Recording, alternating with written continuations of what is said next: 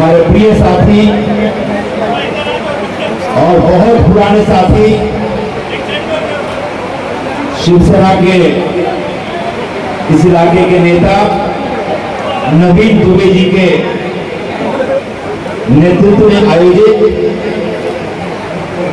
उत्तर भारतीय संवाद सभा में यहां पर उपस्थित पालघर जिला के जिलाध्यक्ष शिवसेना के जिला प्रमुख श्री तेंदुलकर जी, तालुका अध्यक्ष चौधरी साहब, हमारे महाराज जी जयप्रकाश सिंह जी हमारे साथी, शिवसेना के सभी पदाधिकारी, बहुत सारे भारतीय जनता पार्टी के नेता लोग भी मुझे मिले, ऐसे सारे बीजेपी के हमारे साथी, हिंदू रक्षा दल और हिंदू संगठनों के सभी पदाधिकारी पालघर वाले हमको दिख रहे हैं। राजू भाई मेरे साथ आए सभी हमारे साथी मुंबई से जो आए हैं, अंधेरी से, मलाड से, गोरेगांव से, बोरीवली से, धीरे धीरे अच्छे घर की तलाश में यहाँ पर शिफ्ट होने वाले नाला सुपारा के सभी उत्तर भारतीय साथी और आज के बृहद उत्तर भारतीय संवाद सभा में उपस्थित नाला सुपारा के सभी गणमान्य नागरिक, सभी उत्तर भारतीय बंधु भाइयों और बहनों, क्या हाल बा? मन लगा था गाना में हो गए?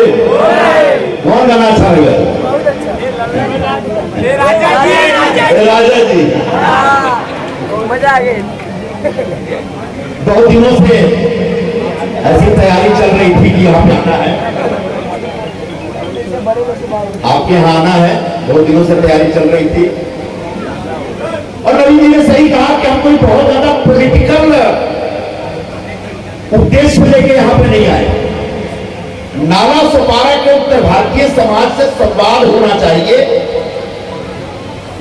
उनके दुखों को बांटने का प्रयत्न होना चाहिए, उनकी समस्याओं को समझने की कोशिश होनी चाहिए और उसके बाद कैसे उनकी समस्याओं को दूर किया जाए इसकी लड़ाई लड़नी चाहिए। इसी के लिए आज मैं आपके बीच आया। मुझे आइडिया है कि जिन लोगों ने वसई विरार और नाला सुपारा को अपना जागीर बना रखा है, उन्होंने जबरदस्त लूटपाट मचा रखी है। वसई विरार महानगर पालिका का जो कामकाज है उसमें भयंकर भ्रष्टाचार हुआ है। समय आने पर पूरे महानगर पालिका के तमाम भ्रष्ट कारभार की जांच कराई जाएगी और जो दोषी होंगे उनको पकड़ा जाएगा। उसी महानगर पालिका की देखरेख में वर्षों से यहां पर अवैध निर्माण कार्य चल रहा है, वो अवैध कर रहे हैं, लेकिन जो लोग उसमें रह रहे हैं वो अवैध नहीं है। मैं हमेशा कहता हूं कि आपका घर, आपका झोपड़ा अवैध हो सकता है, लेकिन उसमें रहने वाला जो इंसान है भारत का वैध नागरिक है और वो पैसा दे के आया और खरीद के आया, पैसा दे के आया, चेक से पेमेंट किया, अपना गांव घर में बीवी का गहना होना बेच करके पैसा जमा करके उसने घर खरीदा है। तो जिन लैंड माफियाओं ने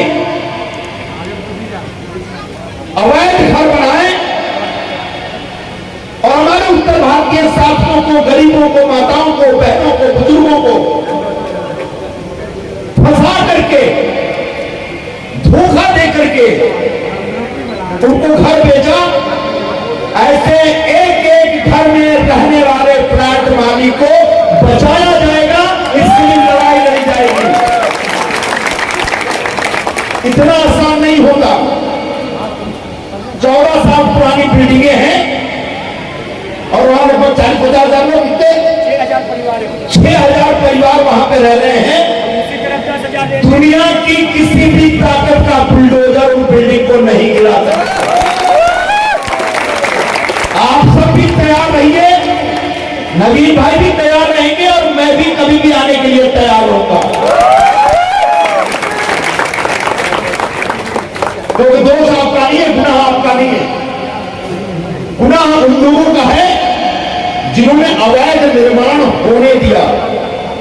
गुनाह उन लोगों का है जिन्होंने बिल्डरों से दलाली खाई और अवैध निर्माण, अवैध बिल्डिंगें बनने दी। कार्रवाई करनी है तो उन बिल्डिंगों को, बिल्डरों को उठा करके जेल में डालिए। उन बिल्डरों के साथ महानगर पालिका के जो इंजीनियर, जो अधिकारी मिले जुले थे, जिन्होंने कमीशन खाया, उन अधिकारियों को जेल में डालिए। गरीब लोगों का इस बारे में सरकार आगे क्या कर सकती है? माननीय मुख्यमंत्री जी श्री एकनाथ शिंदे जी का ध्यान आकर्षित किया जाएगा। उनसे बिल्कुल आपका निवेदन लेकर उनके समक्ष रखा जाएगा। और जैसा नवीन भाई ने कहा कि आने वाले दिनों में मुख्यमंत्री जी नाला सोपारा और वसई विरार की समस्याओं को आप लोगों के साथ, आपके प्रतिनिधियों के साथ चर्चा करें। इसका इंतजाम करके मैं देने की कोशिश करूंगा। चुनाव का माहौल है, मुख्यमंत्री जी बहुत बिजी हैं, खूब सारे दौरे हो रहे हैं, तो अगर हुआ तो इस चुनाव के दरमियान कर रहे हैं, लेकिन चुनाव होने तक तो आपकी बिल्डिंग को कोई हाथ नहीं लगा पाएगा। इसका इंतजाम करके हर चुनाव के बाद, अगर चुनाव से पहले हो गया तो बहुत अच्छी बात है, तो चुनाव के बाद पूरा यकीन है मुझे कि एक बार फिर से हमारी सरकार आ रही है और वो सरकार आपको बचाएगी और उस सरकार को लाने की जिम्मेदारी आपकी बनती है। रेलवे की जमीन पर जो झोपड़े, उस बारे में कुछ नवीन जी ने ध्यान आकर्षित किया है।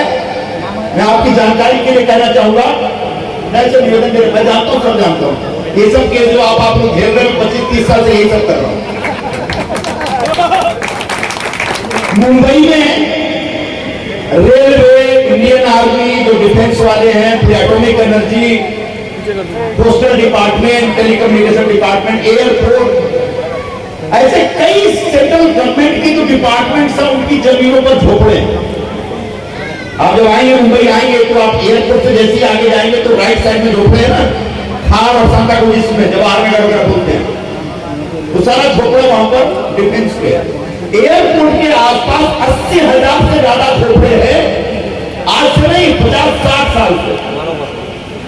रेलवे और पीटी से लेकर के आप आ जाओ यहां बोरीवली तक, रेलवे ट्रैक के दोनों तरफ झोपड़े हैं ही, और एक भी झोपड़ा तब तक रेलवे को नहीं तोड़ने दिया गया जब तक उस झोपड़े पर रहने वाले व्यक्ति के लिए पर्यायी व्यवस्था करके रेलवे नहीं देती। ये कायदा, ये कानून है।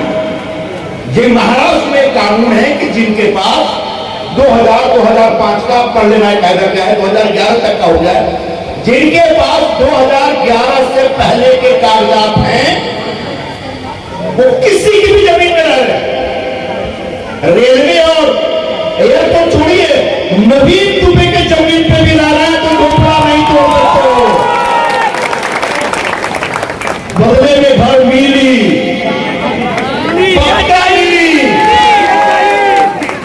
नवीन दुबे के देवे को पड़ी।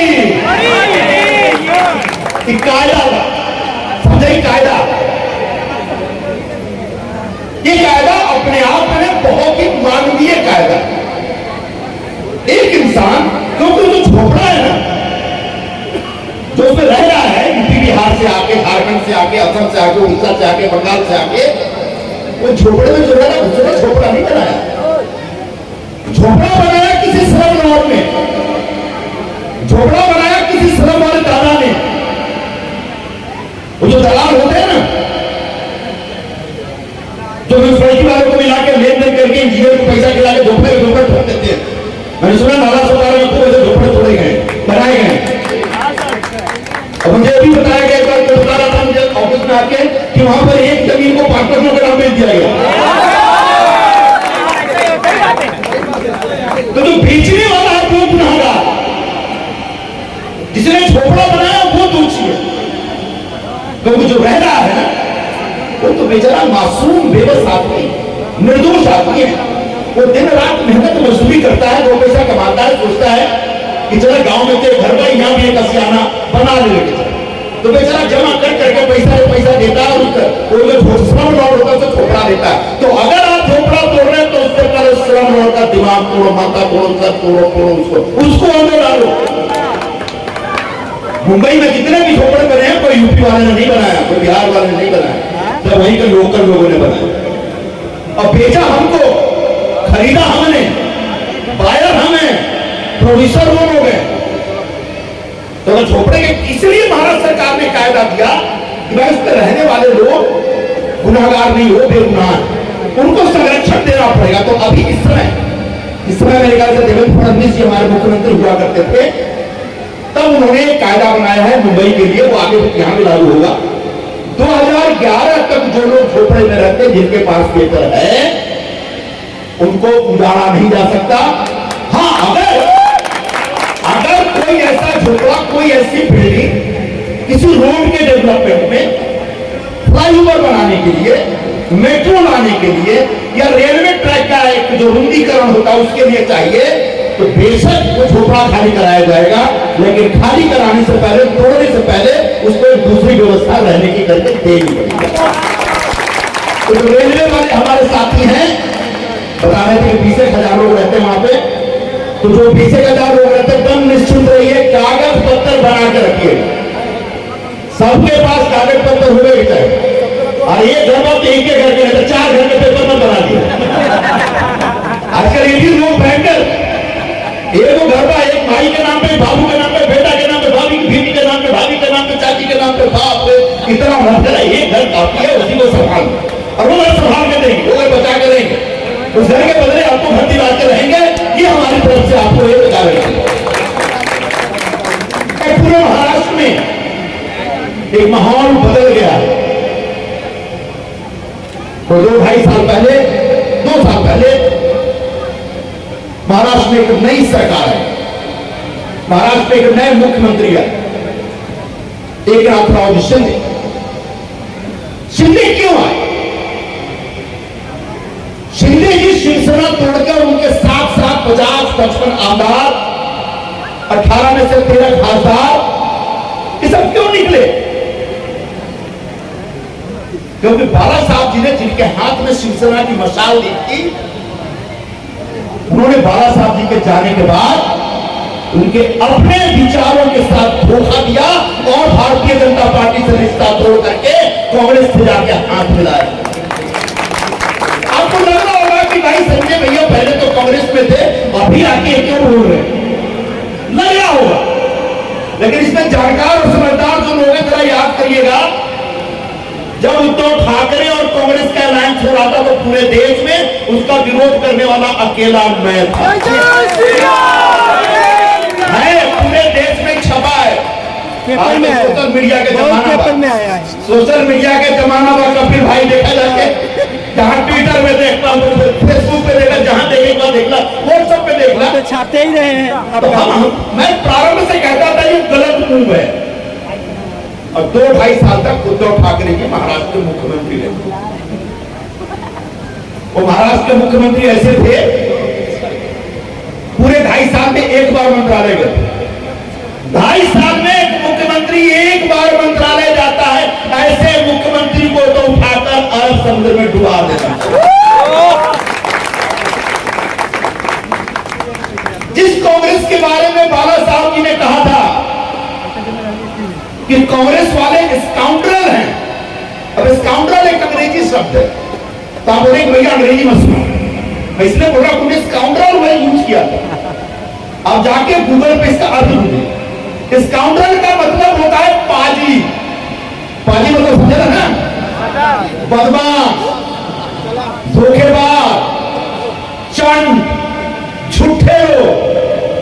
बाला साहब कहते थे कि ये कांग्रेस वाले धोखेबाज हैं और मैं कभी भी इनसे हाथ नहीं मिलाऊंगा। ऐसे बाला साहब जी की भूमिका के खिलाफ जाकर के उद्धव ठाकरे जी ने कांग्रेस से हाथ मिलाया और उसके खिलाफ विद्रोह करके एकनाथराव शिंदे जी ने भारतीय जनता पार्टी और हिंदुत्व के साथ फिर से सरकार। गद्दारी हमने नहीं किए, गद्दारी शिंदे जी ने नहीं की है, गद्दारी उद्धव जी ने की है, हिंदुत्व के साथ की है, बाला साहब जी के विचारधारा के साथ की है। और जिन्होंने बाला साहब जी के विचारधारा के साथ गद्दारी की है, उनके खिलाफ हम सबको लड़ने का पूरा अधिकार है। और शिंदे जी ने जो लड़ाई लड़ी, उस लड़ाई में उनके साथ में खड़ा हूं। मैं कहता हूं कि कांग्रेस वाले धोखेबाज होते तो अभी आपने देखा होगा, उद्धव जी पूरे परिवार के साथ दिल्ली गए थे ना दिल्ली। दिल्ली इसलिए गए थे कि अगले विधानसभा चुनाव में हमको मुख्यमंत्री का चेहरा बनाकर प्रोजेक्ट किया। अभी जो उनकी अघाड़ी है उसमें कांग्रेस पार्टी है, शरद पवार जी की कांग्रेस है, राष्ट्रवादी कांग्रेस है, शिवसेना है और बाठा है। इसमें 1 दर्जन से ज्यादा मुख्यमंत्री बनने के लिए लड़ाई थे लोग, 1 दर्जन से ज्यादा। जिसको देखा वही अपने नाम के आगे भावी मुख्यमंत्री लिखवा रहा है, छपवा रहा है। ये अपने बीवी बच्चों के साथ गए दिल्ली, कांग्रेस के नेताओं से मिले कि साहब हमारा नाम प्रोजेक्ट कर दीजिए। 3 दिन तक घुमाया, चक्कर कटाया और उसके बाद खाली हाथ वापस मुंबई गए, लौट के बंधु घर को। ये कांग्रेस का धोखा, ये कांग्रेस को धोखे बाद 12 साल का। अभी उनकी सरकार उनका रहने वाली नहीं है कि लोकसभा चुनाव के बाद उनको अचानक ऐसा जोश आ गया है कि हमारी सरकार आ रही थी। नहीं, 2 चुनाव में बहुत फर्क होता है। कुछ चुनाव के अलग मुद्दे थे, चुनाव के अलग मुद्दे रहेंगे। और ये चुनाव एकनाथ शिंदे जी के नेतृत्व में हम लड़ने जा रहे हैं, एक लोकप्रिय मुख्यमंत्री के नेतृत्व में। एक ऐसा मुख्यमंत्री जो उद्धव ठाकरे की तरह फेसबुक पे बात नहीं करता, फेस टू फेस बात करता है। 24 घंटे में 3 या 4 घंटे सोते होंगे, 20-20 घंटे काम करते हैं। रात को 3-3, 4-4 बजे, 5-5 बजे सुबह तक मीटिंग करते हैं। महाराष्ट्र के हर वर्ग के डेवलपमेंट के लिए, उसके कल्याण के लिए अलग अलग योजनाएं लेके आ रहे हैं, उन योजनाओं को लागू कर रहे हैं। हमारे देश में जो सरकारी योजनाएं बनती है वो कागजों पे बनती है, कागजों पे जिंदा होती है, कागजों में मर जाती है। लेकिन एक योजना के बारे में बताना, क्या भैया, क्या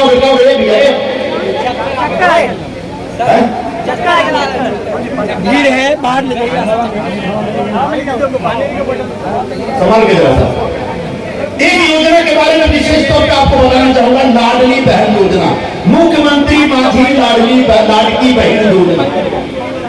जरा सामने जो महिलाएं, मेरी माताएं, मेरी बहनें बैठी है, जरा आपको मैं आपका ध्यान चाहता हूं इस योजना। ये योजना क्या है? मुख्यमंत्री जी ने ऐसी योजना बनाई है कि हमारे पूरे महाराष्ट्र में जितनी भी बहनें हैं 21 साल से ज्यादा उम्र की और 65 साल से कम उम्र की, उन सारी बहनों को उनके बैंक अकाउंट में हर महीने पहले हफ्ते 1,500 रुपए फ्री में भेजना है, कोई काम नहीं कराना है। कि जो 1,500 रुपए बगैर किसी काम के, बगैर किसी मेहनत के मिल रहा है, तो कोई तकलीफ है आपको? कोई तकलीफ नहीं है ना? 5 जुलाई को स्कीम शुरू, सब तो बोला गया फॉर्म भरिए। आप लोगों में से कुछ लोग फॉर्म भरे, कितने लोग भरे फॉर्म? अरे तो भरा जल्दी, अब काम अपना रेड कारपेट बिछाया जाए आपके लिए, जल्दी भरिए। भर दिए ना? अब इसमें भरने के लिए क्या करना है? एक तो वेबसाइट पे भर सकते, नहीं तो ऐसे फॉर्म भरकर तहसीलदार के या आंगनबाड़ी सेविका को दे सकते। इसमें सिर्फ आपको अपना आधार कार्ड और राशन कार्ड देना। राशन कार्ड पीले रंग का होना चाहिए या नारंगी रंग का, केसरी कलर का होगा। 2 तरह का राशन कार्ड होना। अगर 2 तरह का राशन कार्ड है तो अलग से इनकम सर्टिफिकेट देने की जरूरत नहीं। 31 अगस्त लास्ट डेट है, 5 जुलाई को शुरू हुआ और मैं जब 31 जुलाई को मैंने प्रेस कॉन्फ्रेंस ली थी मुंबई में, तो मैंने मंत्रालय में फोन करके सारे आंकड़े मांगे। आपको मालूम है 25 दिन में 1,30,00,000 महिलाएं पूरे महाराष्ट्र की इस योजना से ऑनलाइन अप्लाई करके जुड़ी। 50 लाख महिलाओं ने फॉर्म भर के ऑफलाइन किया है। 1,80,00,000 महिलाएं पूरे महाराष्ट्र में इस योजना से 30 जुलाई को जुड़ी थी और आज है 10 अगस्त। आते आते जब मैंने पता लगाया तो लगभग 3 करोड़ महिलाएं इस समय इस योजना से जुड़ चुकी हैं और सारे की सारे 3 करोड़ महिलाएं अगर इससे ज्यादा जुड़ेंगी तो उनको भी हर महीने 1 तारीख को उनके बैंक के खाते में उनके नाम का जो बैंक अकाउंट होगा उस अकाउंट में 1,500 रुपए दिया। क्यों बैंक अकाउंट में दिया जा रहा है?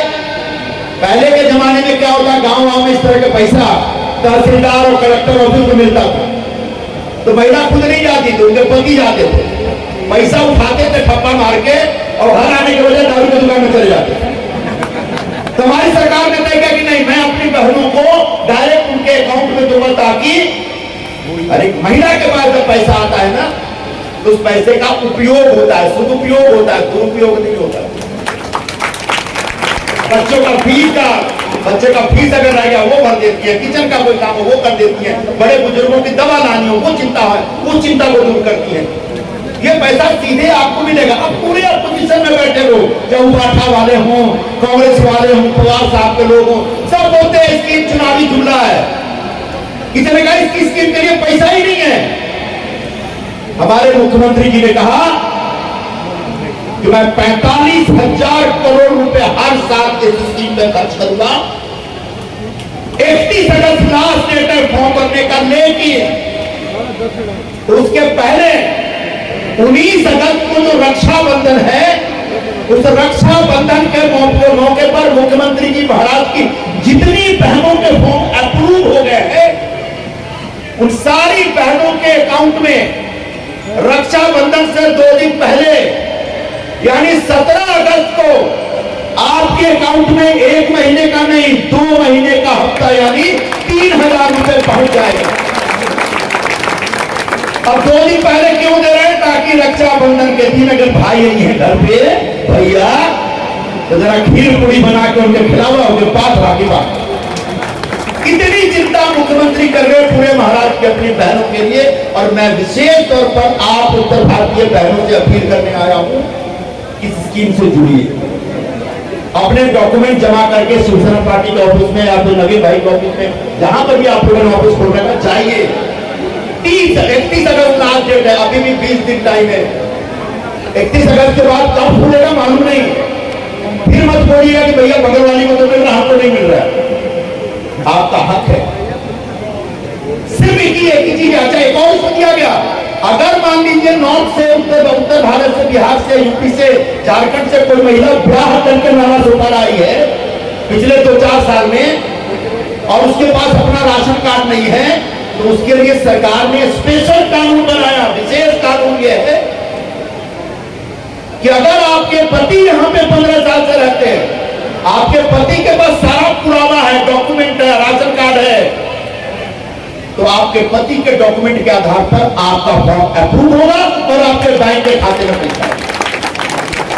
कल परसों खबर आई कि बहुत सारी महिलाओं ने जो फॉर्म भरे हैं उसमें बैंक का जो अकाउंट नंबर वो सही नहीं है, उसकी वजह से फॉर्म रिजेक्ट हो रहा है।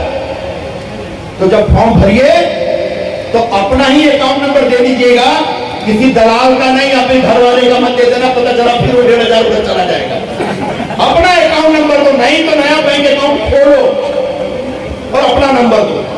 ऐसे ढेर सारी योजनाएं, अभी 3 सिलेंडर आ रहा है, गैस सिलेंडर फ्री में मिली, गैस का चूल्हा हुआ घर पे। कितने लोगों के पास घर पे गैस का चूल्हा हुआ? तो पूरे साल के 3 सिलेंडर फ्री में है। पूरा भारत खाली नहीं। 1 सिलेंडर कितना दिन चली घर पे? 1 महीना 2 महीना चली ना, तो 6 महीना का जुगाड़ एक रात एकनाथ शिंदे जी की तरफ से आपके पास। एक महिला जो महिला लाडली बहन योजना से जुड़ी है उन सबके पास 3 सिलेंडर फ्री में आ रहा है। जो हमारी लड़कियां हैं, बच्चियां हैं, उनकी पढ़ाई का पूरा इंतजाम फ्री में।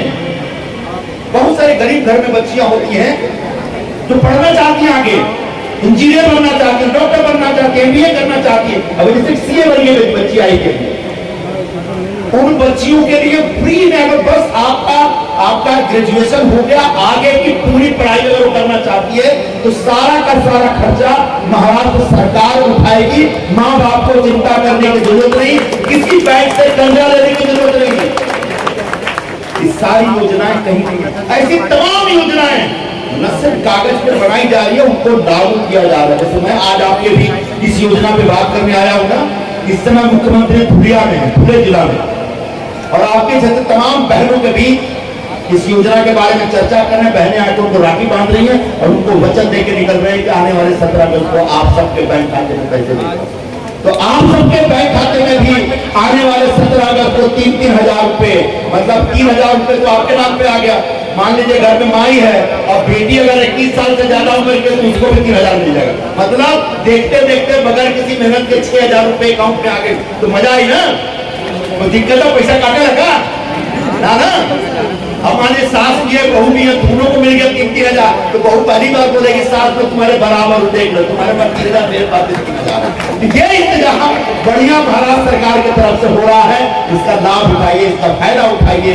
आप सबसे गुजारिश करने आया हूँ, आने वाले दिनों में जो भी आपके प्रश्न होंगे, आपके सवाल होंगे, उन सवालों के साथ फिर से जुड़ेंगे और आपकी लड़ाई में हमेशा शामिल रहेंगे। मैं वैसे भी गोर गरीब लोगों की लड़ाई में शामिल रहता हूँ, मुझे बड़ी खुशी है। वो बाद में करेंगे। सबसे इंपॉर्टेंट, सबसे दिलचस्प बात यह है कि मैं जिन लोगों के लिए लड़ता रहता हूं, उनकी चिंता खुद मुख्यमंत्री जी बहुत करते हैं। मैं मुंबई के ऑटो टैक्सी ड्राइवरों की लड़ाई खूब लड़ता हूं। हाकर यूनियन मस्त है, हाकर यूनियन। तो एक दिन मुख्यमंत्री जी का फोन आया कि निरुपम जी, हमने एक टैक्सी ऑटो टैक्सी ड्राइवर कल्याण बोर्ड बनाया, चालक बोर्ड बनाया। मतलब सब क्या बोले, ये साहब महाराष्ट्र सरकार का पहला बोर्ड है पूरे देश में, ऑटो टैक्सी ड्राइवरों के लिए पहला ऐसा शासकीय बोर्ड है जिसके जरिए उनकी सारी जो तकलीफ है उसको दूर करना। उसमें लगभग 500 करोड़ का फंड डाला है मैंने।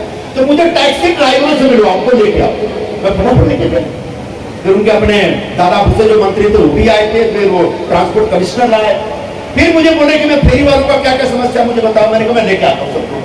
अभी 4-5 दिन पहले, 10 दिन पहले उनके नंदनवन में पूरा भर दिया हमने, और फेरी वालों की समस्या से जुड़ते इन समस्याओं को हॉकर यूनियन जो बोल रहे हैं, हॉकर्स यूनियन हो, टैक्सी वालों, ऑटो वाले हो, इन सारे गरीब लोगों के लिए लड़ाई में लड़ता है। तो मजेदार बात यह है कि मेरा कोई यूनियन नहीं है।